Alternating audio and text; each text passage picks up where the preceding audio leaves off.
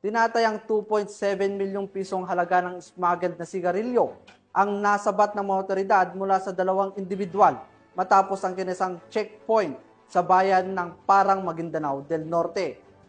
Patuloy naman ang mahigpit na checkpoint operation lalo at nalalapit na ang eleksyon period sa Bangsamoro upang matiyak ang seguridad at mabawasan ang pagpasok ng mga ilegal na kalakal sa reyon.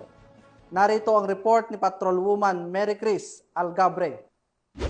Nasabat ang tinatayang 2.7 milyong halaga ng smuggled cigarettes sa isinagawang Comelec checkpoint dakong alas 12:30 ng umaga noong ika-26 ng Agosto taong kasalukuyan sa bahagi ng barangay Nituan, Parang, Maguindanao del Norte.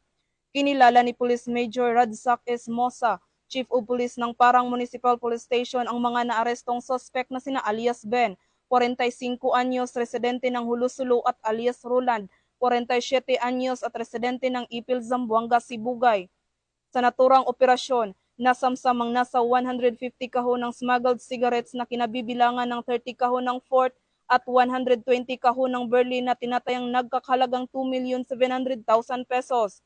Nabigo ang mga suspect na magpakita ng kaukulang dokumento para sa kanilang kargamento, dahilan upang agad silang arestuhin sa paglabag sa Republic Act 10863 o Anti-Smuggling Act at Republic Act 10643 o Graphic Health Warning Law. Ang mga suspect ay kasalukuyang nasa kustudiya ng Parang Municipal Police Station habang ang mga nakumpiskang kontrabando ay na-turnover na sa Bureau of Customs para sa tamang disposisyon.